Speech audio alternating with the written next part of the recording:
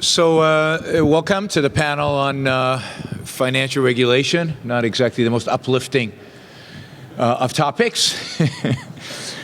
I think we have an exciting panel, bringing very much different, I think, perspectives from different segments of the financial industry, which I think is going to be interesting. But we're going to try to leave a real chunk of time for questions. So I've asked everybody to have really short opening comments, and then we'll go right into Q&A. I'm going to also let the panelists introduce themselves. They know themselves better than I know them.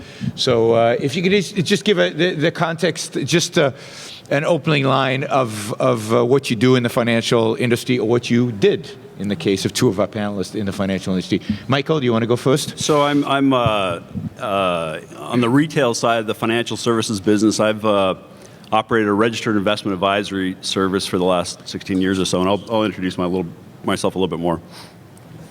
Arline Mann. I've worked in the financial industry basically all of my career. I'm now retired, but as a lawyer, not as a business person. My clients were essentially all in the financial industry when I worked at a law firm, and then I worked at Goldman Sachs for 25 years, heading their global employment law group.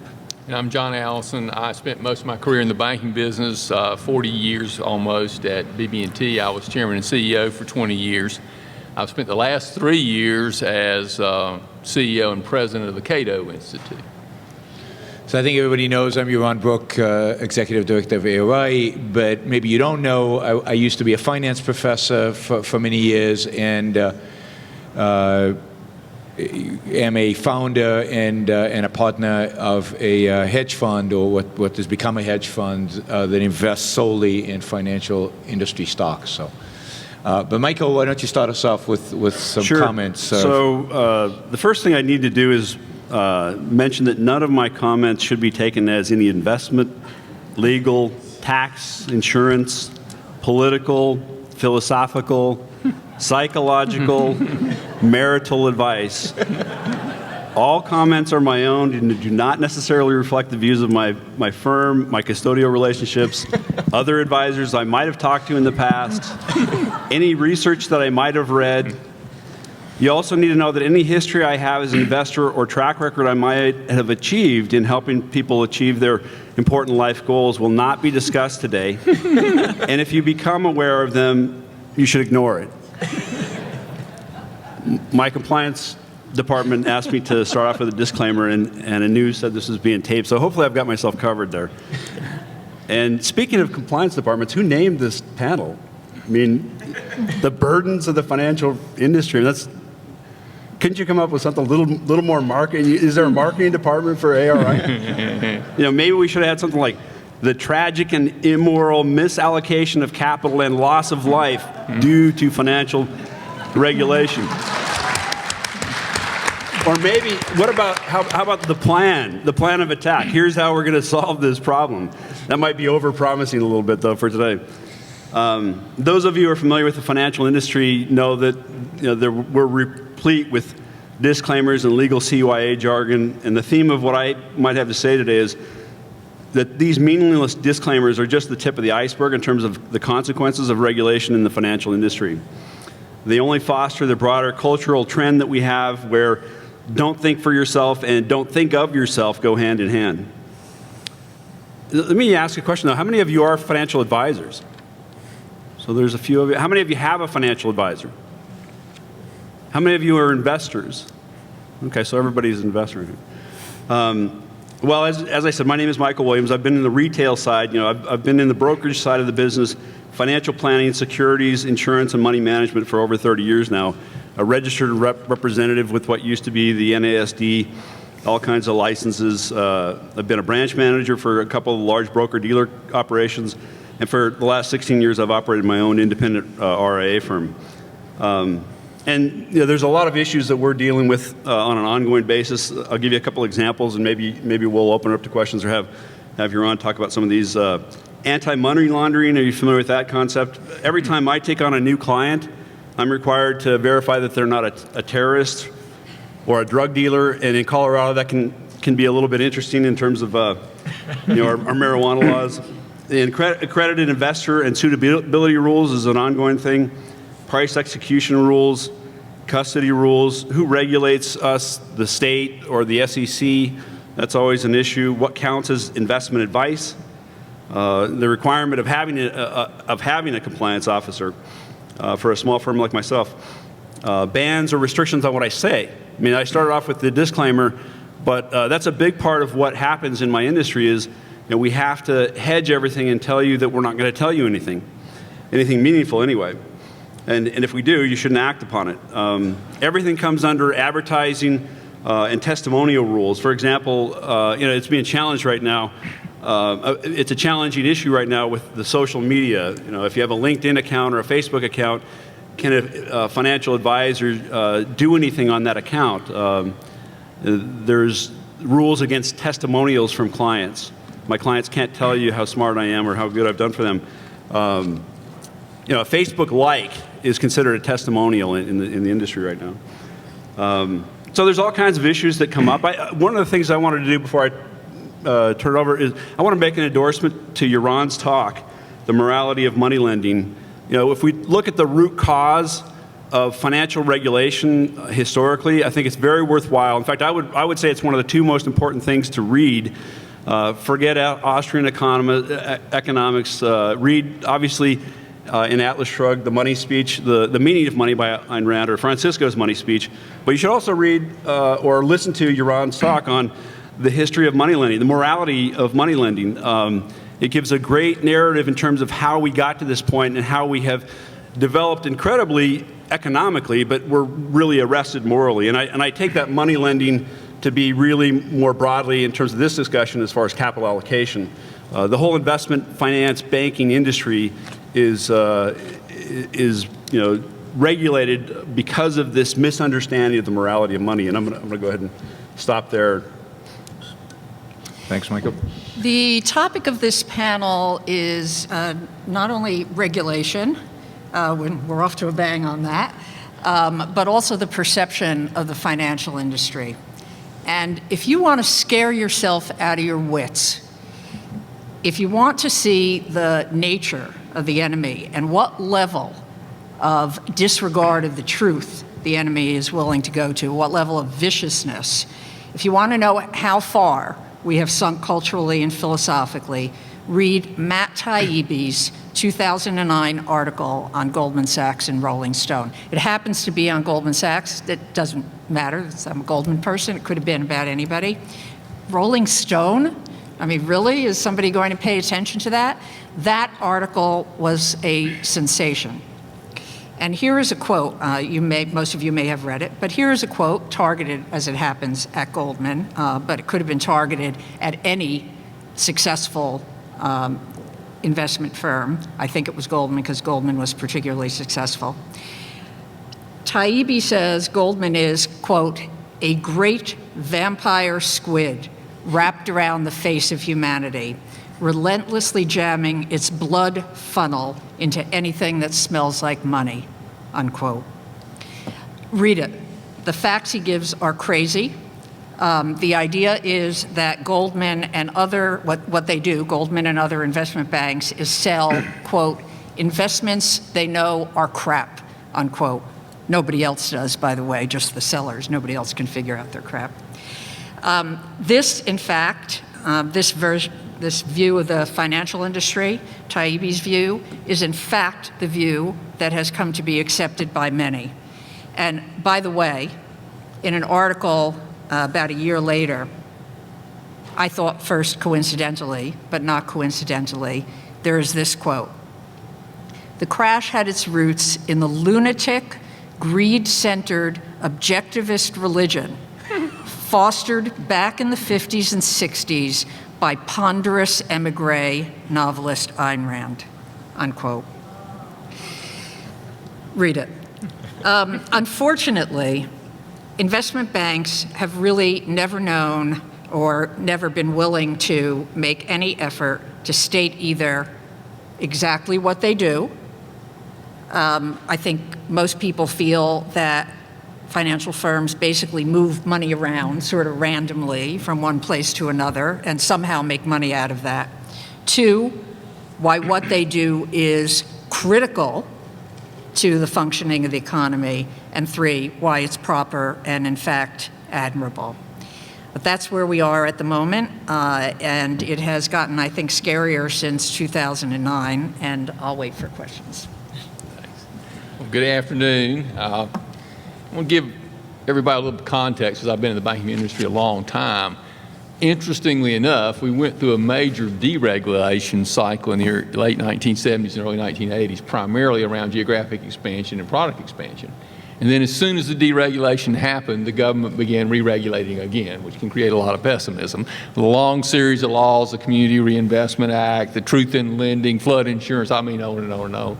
And then under George Bush, who was supposed to be the great capitalist, we had 3 massive new regulations, the Privacy Act, the Patriot Act, Sarbanes-Oxley. So the regulatory trend has been very negative after a short period of time, and then we got the disaster called the DoddFrank Act. And the DoddFrank Act was really ironic because government policy created the financial crisis, and the primary culprit was the Federal Reserve, along with government housing policy, and yet the Federal Reserve got a massive increase in authority out of making a big mess, which is not a good thing to see. Dodd-Frank is almost debilitating for the industry. I remained on BB&T's board until I couldn't stand it anymore. Our average board package that we got before our board meetings was 1,500 pages, and 98% of it was regulation. And if you look at the industry, what's happened, there's basically been no innovation since Dodd-Frank. And that's for 2 reasons. First, all your resources, your data processing related resources, are trying to produce reports for the government. So you don't have any marginal resources to do innovation. And then secondly, the risk of innovation has gone up exponentially. So it's been a paralyzing factor for the industry. The purpose of Dodd-Frank, number 1, theoretically, was to prevent too big to fail. I don't believe anybody in the industry or any intelligent person believes that the Federal Reserve is really ready for the Bank of America to fail. So it's not going to work, and that they may be or may not punish shareholders, but they're not going to let Bank of America fail in the real sense of the word. So it's kind of a joke in that sense. Something that's esoteric to this group, but I think is huge, is there's an obsession with mathematical modeling at the Federal Reserve. Now here's the irony, all the mathematical models failed, including the Federal Reserve's models. And they'll admit their models fail. Their models are not quite as good as the weather models, and yet they've imposed this massive cost of mathematical modeling, which actually radically increases the risk in the industry because everybody has to take the same risk. And I'll concretize that for you with my BB&T example. BB&T did mathematical modeling. When they actually didn't, when they were just looking at the numbers, the capital position of the 25 or so banks that have to do modeling, BB&T was ranked 2nd in terms of strength. But when they got through with the modeling, we didn't qualify. And the reason is we'd used our actual loss ratios, which were a lot better than the industry. Yes, we didn't have a single quarterly loss during the financial crisis. They didn't like that, so they forced the bank to use the industry loss ratios. Well, the only way you can create enough profit using those ratios, because the capital required, is to take more risk. So the bank is systematically taking more risk. Now, ironically, the risks that they encouraged us to take by how they measure stuff was energy lending, which has worked out really well. That whole consequence of mathematics. Cato did a policy paper on this that shows that what's called heuristic models, which are more simple rule of thumb models, have radically better results than these complex models. The big issue in a certain sense is credit allocation. Under Dodd-Frank, the Federal Reserve has incredible power to allocate credit, which controls the economy on multitudes of fronts. The consumer, what they call a consumer compliance group, isn't a consumer compliance group, it's a credit allocation group. They can not only say that banks can't offer products, but they can force banks to offer products. And they can use their power for crazy kind of regulations. And I'll show you how this stuff is perverted. When Dodd-Frank was passed, the automobile industry got excluded, which you can argue about that, but they've used reverse engineering and gone through the banks who finance automobiles, what's called the sales finance business, and they're trying to eliminate their perception of racial discrimination in the industry. But when you do automobile loans, you don't capture racial characteristics. So what they are making banks do now is define their racial portfolios by surname. So that's how they decide what your race is. This is it's unbelievable, true, and trying to prove that banks are racially discriminating in terms of pricing for automobile loans. That's how perverse this kind of stuff is. That's a credit allocation. They don't like certain industries. They don't like gun dealers. They don't like for-profit colleges. And they're making it very difficult for banks to do business with these institutions. They don't say it's illegal. They just come in and basically threaten you if you do business with a gun dealer or a for-profit college. The real threat is what's called the risk weighting. They can tell you how much capital you have to have for different investments, which is going to determine what investments you make. Pre-crisis, you had to have 1/2 as much capital for a subprime mortgage as you did to make a loan to Exxon. Of course, banks did more subprime mortgages. And what they're trying to do is focus on politically correct investments. And at the meta level, what you should be concerned about, it's wrong to view the progressives as socialists. They don't want the responsibility of socialism because businesses fail and they look bad. They're really fascist. Fascists in the sense they want to control the economy in the back room, and then if something goes wrong, they blame the banks. They blame Goldman Sachs instead of taking responsibility themselves. And if you want to have fascist power, you do it through credit allocation. There's also some kind of crazy stuff that's hard to believe in these kind of legislations. There's a cap on debit card revenue that banks can charge. Now, banks have invested billions of dollars to develop the debit card industry, much like developing a drug. They can't recapture those fees, and that's because there was a senator, a guy named Durbin, to get him to vote for the bill, they had to put this cap in, this price control in, so that Walmart would build locations in Illinois. And so Walmart gets a massive subsidy. And of course, what happens, banks are getting rid of free checking, hurting low-income consumers that they paid for with the debit card fees. Now, you're going to have price controls. Maybe you ought to control the price of bread or milk. Debit card fees? That's insanity. One of the big things, and Arline referred to this, is the absolute inability of the industry to protect itself. There's so many laws, and some of them are contradictory. The Patriot Act and the Privacy Act are literally contradictory. You can't fight the regulators, and that's why you see these big fees, not because these people are really guilty, but because if they fight them, they'll be out of business, like what happened to Arthur Andersen. So you have a whole industry that can't really resist this incredible attack from the regulators. Some big consequences has been the consolidation of the industry. There have been 800 small banks that have been eliminated, and only one new small bank has been started since DoddFrank.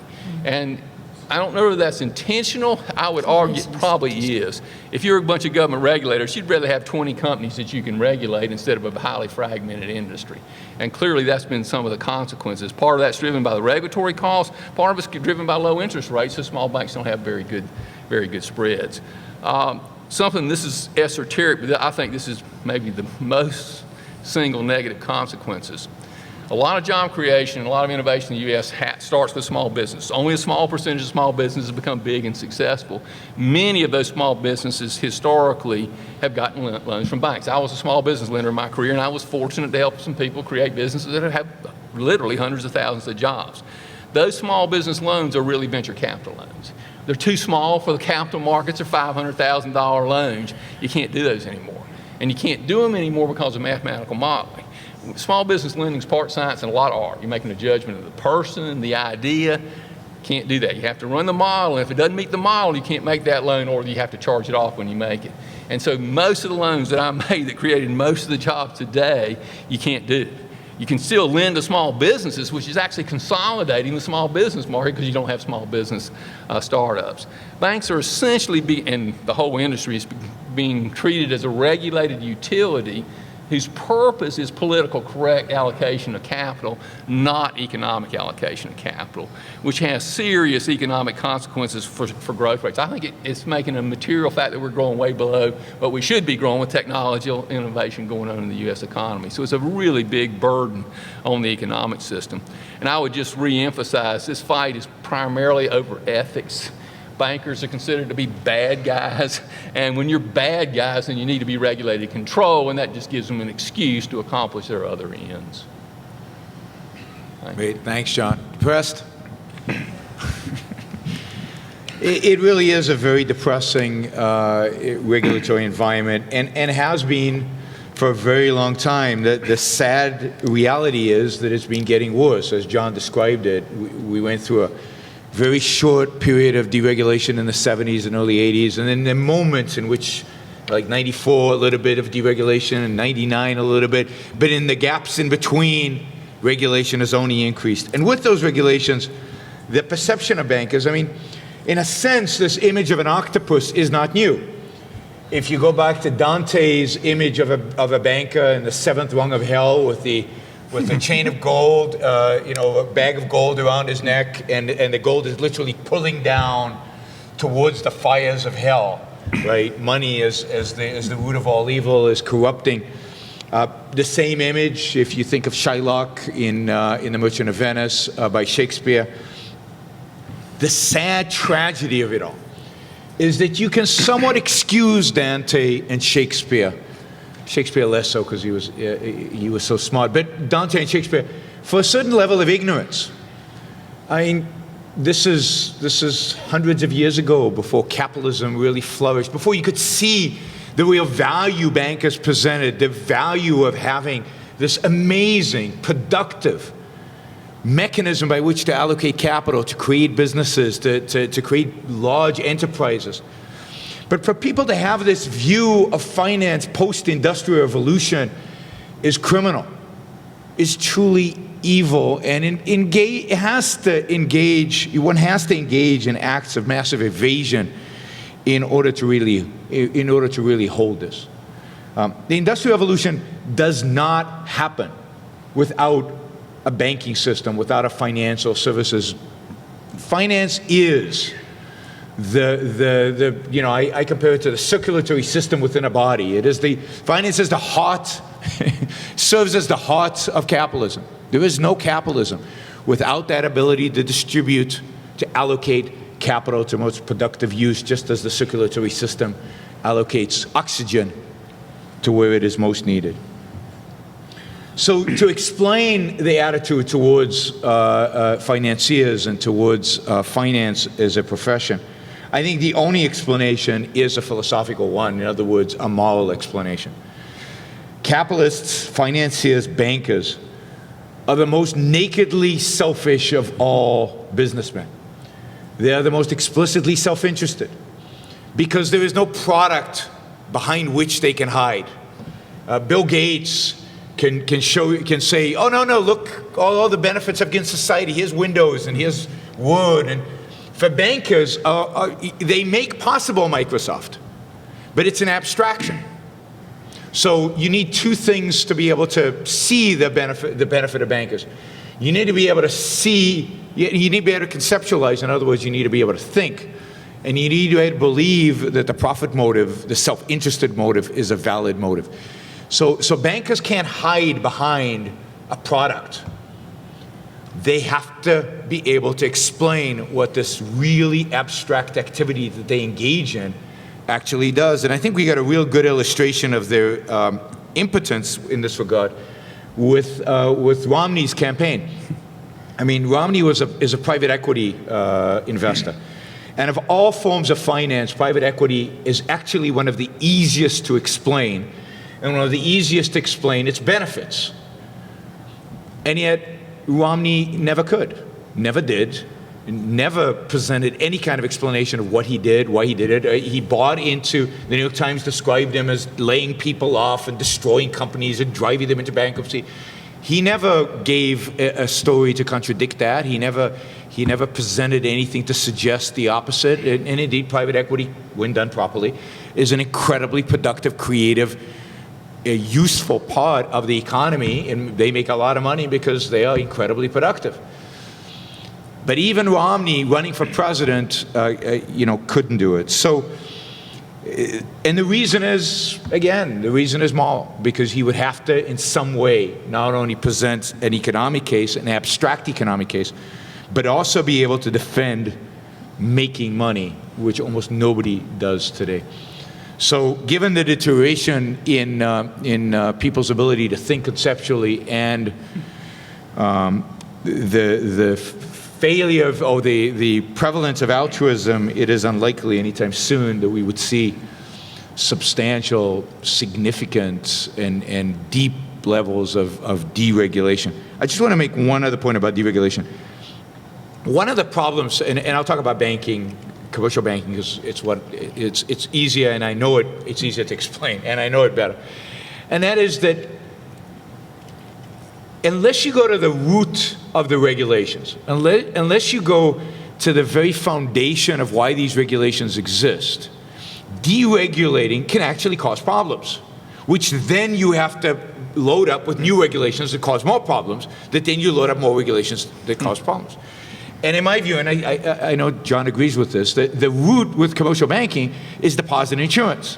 Yes. Once you give banks deposit insurance, that is guaranteed deposits, you create moral hazard, and you create the government as the final payer of any problems. So the government now has to monitor the bank in order to make sure that they don't get into problems. It's their fiduciary duty. It's taxpayers' money after all. So then they have to regulate. They have to regulate. Once you have deposit insurance, regulations are necessary. And then, but those regulations are going to create distortions in the marketplace. They have to. That's the nature of regulations. But the only way to really undo those distortions is to get rid of deposit insurance, but you can't do that. That's a foundational concept.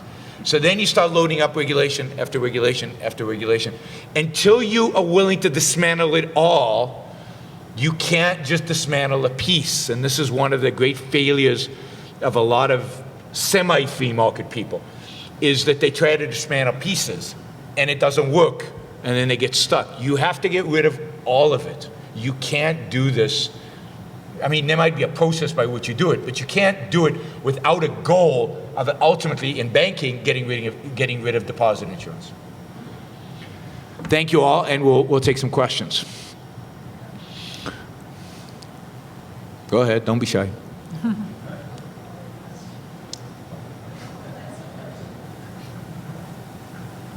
I'll ask a question. I love to ask questions. By the way, I looked up that article. It looks like he made an update. I can't hear you. I looked up that article you mentioned, and it looks like he has an update for February 2014 Yes, entitled... he has written several. Oh, anyway. My question is, would you recommend, just as citizens, concerned citizens, writing letters to Congress to repeal Dodd-Frank? Do you think that would be helpful, just in context of what you just said? You know, I'm skeptical about how much benefit that will do, but there's no harm in it, and it creates a certain buzz that there's opposition. There's a lawsuit, I think CEI, is that right? Mm-hmm. The Competitive Enterprise Institute is suing the government over certain aspects of Dodd-Frank. And there's no harm in letting congressmen know that this is, the problem is, what are they going to replace it with? Because the orientation is so bad.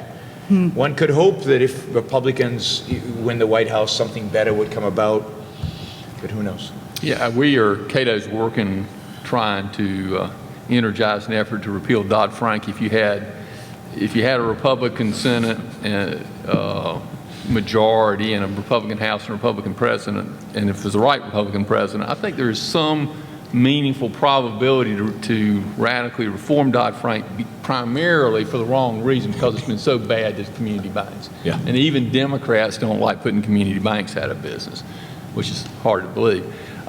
We have been, there's the Financial Services Roundtable, this guy named Jeff Hensarling, who is a free market guy, and we're putting together a proposal for a radical reform of regulations. As Yaron said, you can't really do anything unless you get rid of the FDIC insurance.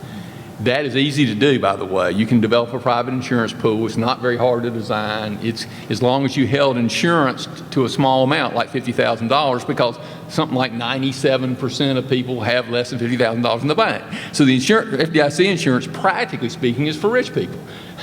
You could easily design a private pool for the average consumer, which in theory is what FDIC insurance. And once you strip away FDIC insurance, the logic for most of the other regulation falls away. And our trade-off would simply be a much higher capital requirement for banks, which is what banks had pre the Fed, pre-FDIC insurance. What's the probability of that? Is it? I think it's as much as 20%. Because Dodd-Frank is such a mess. That's the only good news about it, and because it's been so detrimental to community banks, which most people don't want to happen. No, I was just going to say that I think it is the free market think tanks who have more of a chance. The business people will operate only within very small little boxes in terms of trying to get rid of this, that, or the other thing. One of the things that struck me when I was thinking about this is that one of the deadliest results of regulation is what it does to the moral functioning of business people, because they know that it's wrong. They know that what they're being told is true. And yet the conclusion is, that's the way the world is. We have to deal with it. And they do, in effect, learn, as people at Goldman and other firms have learned, that this is all about deals, making deals with the government. This is all about, getting a little of this or a little of that, or some benefit here or some edge here, and so forth. And to me, that is one of the most unfortunate consequences. Yeah, I wouldn't hold out a whole lot of hope for writing your congressman. I think that's not a meaningless activity, but there are much more leveraged ways you can try to have an impact. You'd be better off educating your kid or educating your financial advisor on some of the horrors of these regulations and writing your congressman. Yeah, I just wanted, Arline reminded me of something I wanted to say, and that is some of the real harm that regulations do. And I think one of the biggest ones in the financial sector, and you've seen this for 100 years, is the amount of brain power. I mean, amazing brain power, PhDs in physics and in finance, and that is dedicated to finding ways around regulation. So that almost all innovation in finance, not all, but almost all innovation in finance, is to get around a regulation. And it's just horrific the amount of time, energy, productive capacity is dedicated to dealing with the regulations rather than actually dealing with improving the allocation of capital, the processes which promote economic success and economic growth. I emphasize that the personnel cost at BB&T, approximately 25%, this is a guess, but it's a pretty close guess, is totally created by regulations. In other words, we could cut our personnel costs by 25% and radically improve our productivity if it wasn't for regulations. And it impacts it doesn't just impact the people that are doing the regulation, it impacts every way you interface with your clients and try to do your business. And I'll just add one more thing. I mean, the compliance department at investment banking firms, by the way, is huge now, much bigger than the legal department. But one of the things that means is that this is where a lot of good minds are going, not into business and not into law even, but into the darn compliance departments of various firms, because that's where the jobs are and that's where the money is. Yeah, I mean, and I meant it even further than that. If you think about something like the money market, money markets came into existence to get around regulations. A lot of derivative products came into existence to get around regulations. And these are very creative. They're great. That's wonderful. But imagine if those resources were dedicated to something that actually benefited us when the regulations weren't there.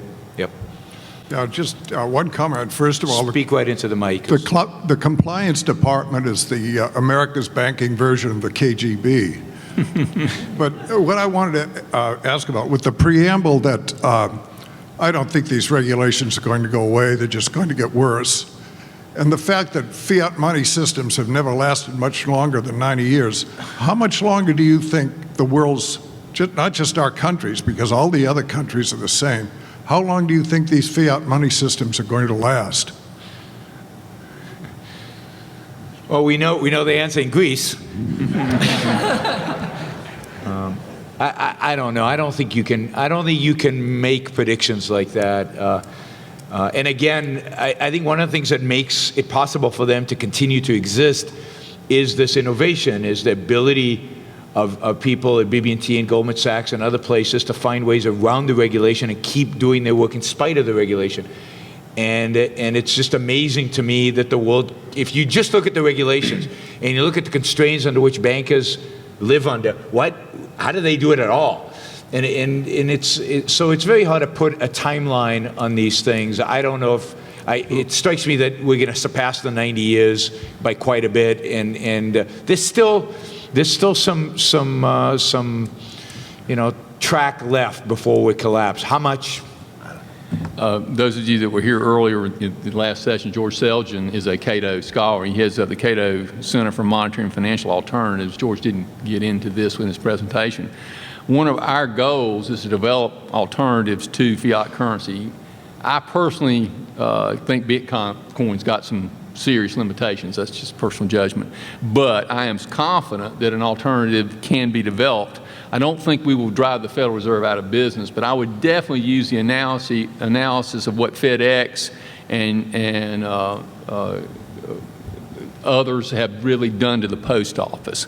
And I think we can do that to the Federal Reserve. And one of the consequences, the post office is a lot better because of that competition. They hadn't gone out of business, but they've had to respond. And I believe we can develop a non-fiat alternative currency, whether it be a cyber currency or whatever it will be, that will be competition to the fiat currency, and in that process, induce some rational discipline to the Federal Reserve. So that's one of our goals, and I actually believe it's doable now, primarily because of technology and internationalization. Dr. Brook, I've heard you talk before about how this negative perception of banking has existed not just, in recent times, but for a long time now. That there's two problems with that I immediately see. Is one, these people say, just like, oh, it's like money makes money. They don't understand how what value is being created. But also when the banks, so that they're not educating people, but also when they don't defend themselves, then they kind of look guilty, right? And I could obviously see how altruism would play into that, but is that like the only factor? Do they see it maybe as like, oh, it'd take too long to do that, and they're just focused on their business, and it's too abstract, and that kind of thing just takes a long time? What do you think are the real causes to this, so that maybe bankers can start trying to educate the public as to what's so that people understand the value of banking? Well, maybe one of the few bankers who says have done it in the world could speak to that. I think it's a very, very difficult task. I have personally tried to do that a lot, but we're outnumbered. The press is controlled by the left. Whenever you try to present a positive view, they twist it around, distort it, take it out of context. So I have spent years trying to defend the ethics of capitalism, the ethics of banking, and it's a tough uphill fight. Something I found very interesting is trying to help people understand the causes of the recent financial crisis, which is a series of errors by the Federal Reserve and government housing policy. And even conservative business people want to believe it was greed on Wall Street. My observation is Wall Street's always had maximum greed, and there was no evidence of any more greed than usual. It's an absurd assertion. But I think this goes to a deeper ethical issue. It's altruism. People do not want to believe that an altruistic goal, which subprime lending, affordable housing was, and the Fed printing money to keep us from having a correction, can lead to bad consequences. They want to believe, and this is lots of conservatives too, that greed did it, because greed is bad and altruism, affordable housing, is good. So no matter what facts you present, it's a really difficult fight because you're really fighting some really deep philosophical beliefs beyond banking. And so I've been on TV a lot. I've written a book that the Wall Street Journal recommended as one of the top 5 books, but the other 4 books all pointed to greed. So it's a really interesting fight, and it's a deep issue. I mean, this is why it has to be a philosophical revolution, and you're not going to get it from. Now, as objectivism spreads, I think more bankers will stand up. I think that's what gives you the moral certainty, the moral backbone to stand up and defend your profession. But I do think there's a discomfort about explaining what bankers do because it deals with money and because of the perception. And look, this perception runs deep. I mean, one of the movies that's considered the classic American movies is It's a Wonderful Life, right? I mean, that's one of the most anti-capitalist, anti-banking movies ever made. I mean, think about you've got an incompetent banker whose uncle commits fraud in the bank, but he's the hero. And you've got a successful banker who's obviously corrupt because he's dark and everything's black when he's on, and he dares. His great sin is he dares to foreclose on people who haven't paid back their loans. And this is an American classic which conservatives love because it's a celebration of faith and family and community. which the local bank is supposed to represent. One of the reasons both Democrats and Republicans love community banks is because they're supposed to be this, warm and fuzzy thing. The real reality is why they love community banks is because of the way the House of Representatives is structured. Community banks have a lot of political power locally, and they get a lot of say in who gets elected to Congress. So often Congress is like small banks and hates big banks. A lot of laws are structured in that way. With this side. Do you think there is or could be a business model or concept for a business that would function like a bank, well, a commercial bank specifically, but structured more like a venture fund so that it could exist entirely outside the boundaries of existing banking regulations without going to jail?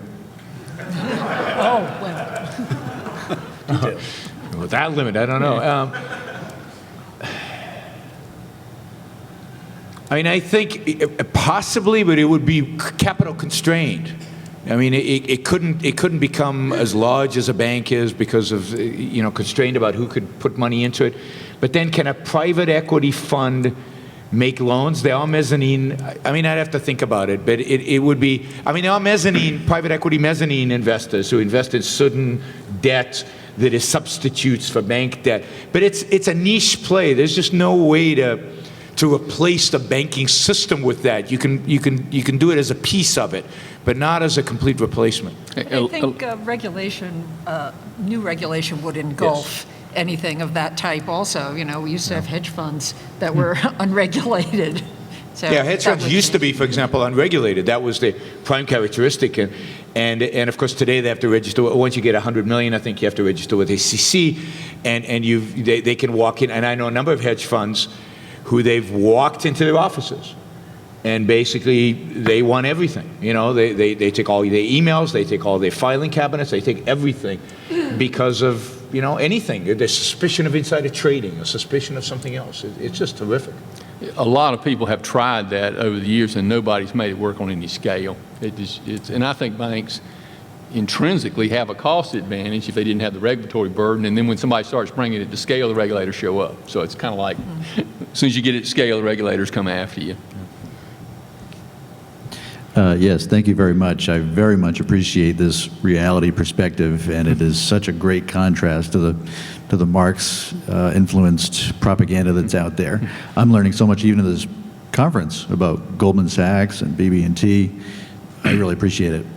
My question is, I've been doing presentations regarding being against net neutrality, and I feel that maybe the same thing is at play in demonizing the internet service providers. And I have been doing research, but having a hard time finding specific information to combat the ad hominem attacks and also the evasion of these companies just trying to exist in the regulatory state. Specifically, do you have any sources that you might recommend regarding perhaps Comcast, AT&T, Time Warner Cable, that I could actually get more reality perspective from? Cato's done a bunch of research on that issue. You can go to our website and look under that issue. I don't know if they've got the concretes you're looking for. We were obviously against, I don't call it net neutrality, I just call it government regulation of the internet. Let's call it that, and using the 1930s telephone model, which is it's like insane. And the people that supported it are kind of saying, oh, well, maybe that was pretty stupid. But of course, that's how this stuff happens. But we have done a bunch of research, and you might go to our website and look at that.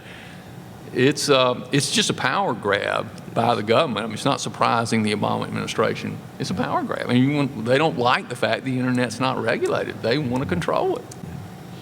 Yeah. One of the founders of Comcast is sympathetic to the freedom cause, and you might I don't know if you could get to him and get kind of that information. Ed Snyder.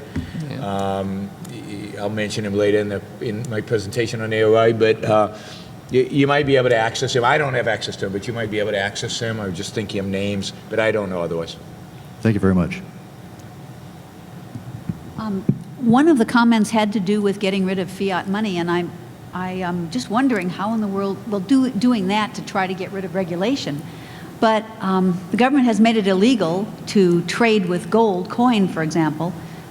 I imagine there are people that still do it, but it's not legal tender.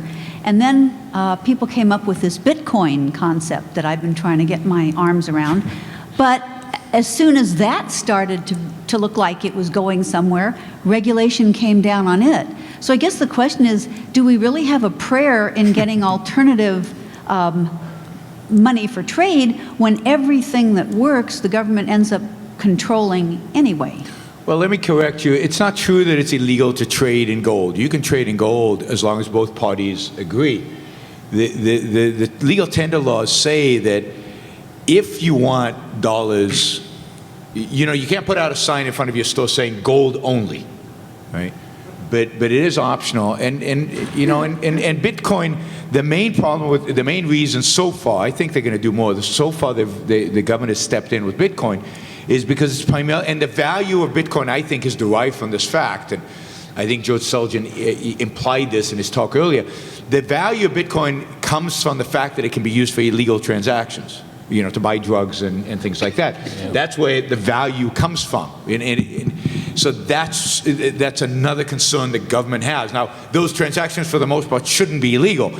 But that's a different story. The fact is that they are legal, and that's why they're clamping down on it. And ultimately, they will clamp down on it because, you know, this is, I wonder what John thinks of this, because will the Fed allow competition?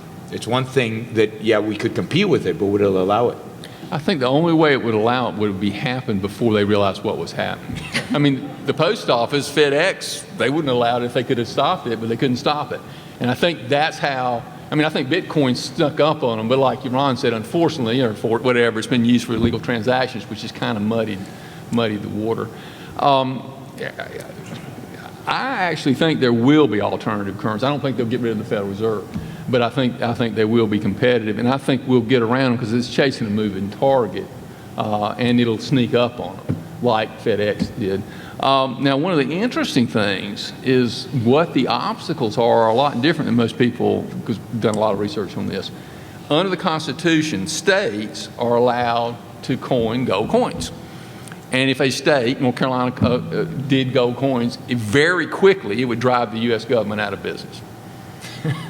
But the reason it can't is that the IRS has decided that when you buy a gold coin, when you sell it, if you trade it, you have to keep a record and you have to pay taxes. Well, at first, it's not practical to keep records every time you trade it. And second, you got to pay taxes on the gains.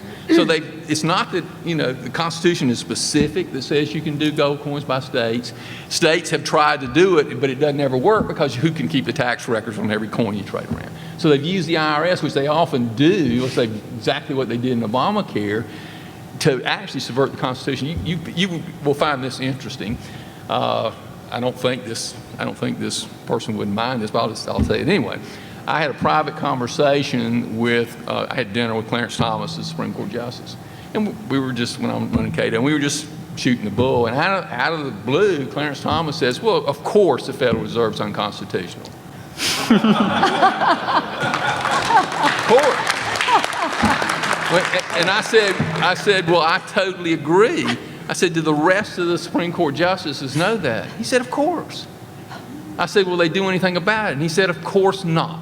Of course not yet, right? I mean, I'd like to tag on. You know, one of the tones of the conversation is how horrible, how hopeless this is, and you know, the question about, you know, is there any hope? Of course, there's a hope. I mean, can we get rid of the Federal Reserve? I think it's inevitable. The question is a matter of time. How bad it's going to be when we get rid of it. That's where you go to. Okay, you know, when can this revolution take force? But you know, it's just common sense in one sense. I mean, it takes a lot more deep philosophical grounding to actually have that kind of revolution take place. But most people, if they start to become activated, they'll understand and be able to concentrate their power and overthrow some of these idiotic institutions that we have, I believe. Hi, I currently work in equity research at a global investment bank, and along with the licenses, the many compliance classes we have to take, highly restrictive trading policies, and my personal favorite, when addendums for regulations are longer than the content of the note itself. Can you speak more about the validity of your opinion on financial regulation, specifically within equity research, and how those can be improved, if so? I'm not sure I understand the question. I didn't hear the question. Yeah, try to speak close at the mic, because I'm not sure I...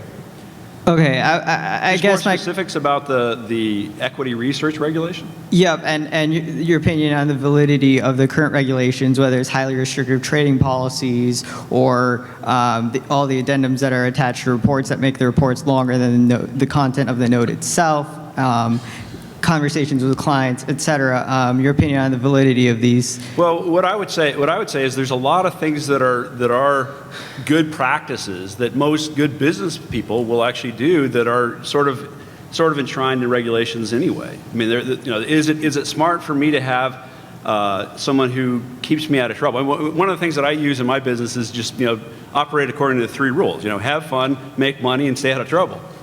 and that's what most businesses want to do. The question is, should there be the introduction of force about how you run your business? The presumption of innocence is the biggest problem. You're talking about preventative law, and what business does the government have telling you what an equity report should look like? I don't know if I can. Just picking up on something Michael said, it reminded. My mic is dead? Yeah, just close. Be closer. Oh, okay.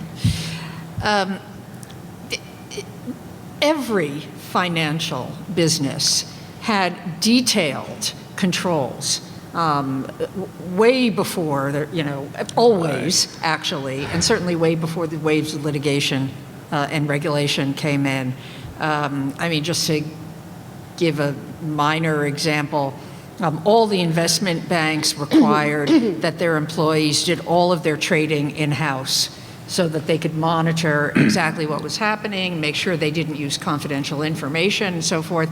They had actually terrific self-regulation, and most of the regulation that has followed has either crushed the business in some other way, or actually, in some of the examples that John was referring to, actually undercut some of the much better controls that the firms have. Well, it blurs the lines, just in terms of the banking crisis. Who's a good solid bank? Well, we're gonna try to blur those lines so you can't even tell. I think that's one of the things that regulations do. Was it equity research regulation that you were talking about? I couldn't quite hear. Yeah. Well, I'll just say one thing about that. The equity research, the research businesses in general of most of the investment banking firms are now closed, right? Because of that regulation. Period. And the research that customers are getting as a result of that is not nearly as good. So I'll give you a funny story about this. So when we started an equity research firm in 1998 that had one client. It was an offshore hedge fund, not even in the States, an offshore hedge fund, a very sophisticated, very large hedge fund. And we were you were 4 people, and we were in California, and we were advising one client who was smarter than us and incredibly sophisticated with lots of. The state of California required us to register as financial advisors in order to advise this one client and so we did the test. You have to take I can't remember what it was, some test, which was a silly test in finance. I mean, both of us are PhDs in finance, right? The 2 guys, principals of the firm. And we were required to take this ridiculous test to, a client is much more sophisticated in the state of California monitoring that we don't cheat him. Yes. But that's just, in the millions of these little things that occur. Thank you. Yes. I'd like to ask you about lendingclub.com. It may be one of the workarounds to banking regulations. So far, they've lent out $9 billion, and they will lend to private parties up to $35,000 each. And their model is matching lenders and borrowers like Uber matches drivers and passengers. And I'm wondering what you think about that, and how did they get around the banking regulations?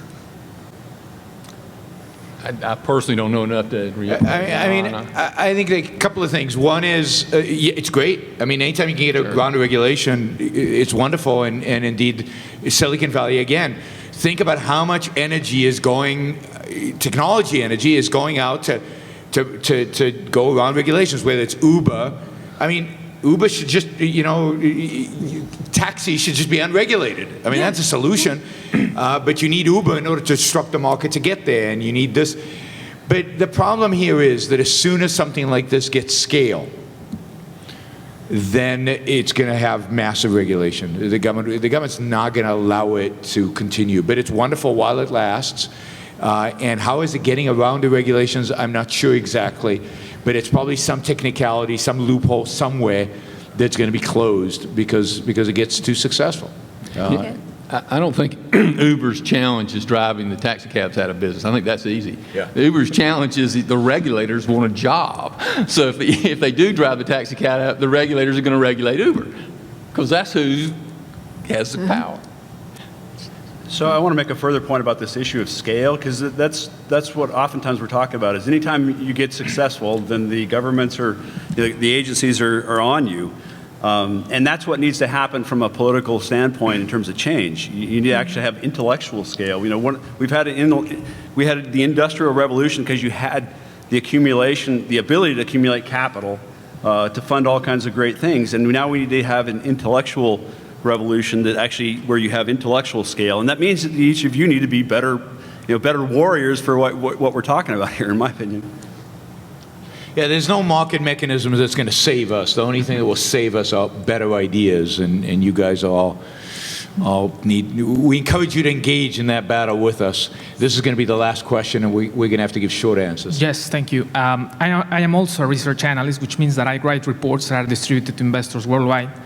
And let me tell you what's my problem. The problem is that we are subject to regulations that are not applicable to reporters in the press. So you get all sorts of crazy reports in the press, but we research analysts cannot, write with the same level of freedom, and that results in all sorts of scary things because companies or government officials can use your research against you. Yes. And so, of course, later people complain why there is not good research, right?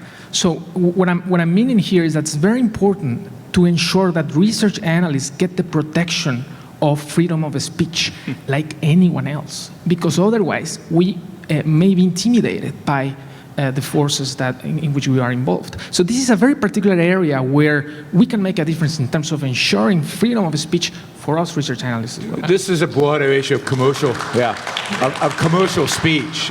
Free speech is protected in the United States as long as it's not commercial speech. Yep. This would be commercial speech and it's not protected. But let me give an example of exactly that happening and people going to jail. During the dot-com bubble, there were equity analysts that were predicting wrongly that certain internet stocks were going to keep going up and up and up, right? And there were journalists in the New York Times who were predicting that the stock prices were going to go up and up and up. I have a feeling more people traded on the New York Times information than did on the analyst information. But when stocks collapsed, the SEC went after the stock analysts. Some of them went to jail. Some of them were banned from the financial industry for life. But Morgenstein, what's her name? Something Morgenstein, the famous New York Times financial writer. She was predicting it was going to go up and up and up. Right. And when it collapsed, she was one of the people attacking the equity analysts for being wrong and for being penalized. And she walked away, unscathed, of course. So you're absolutely right, and that is one of the consequences of separating free speech from commercial speech. All right, I think our time is up. Thank you, everybody. Thank you to the panelists.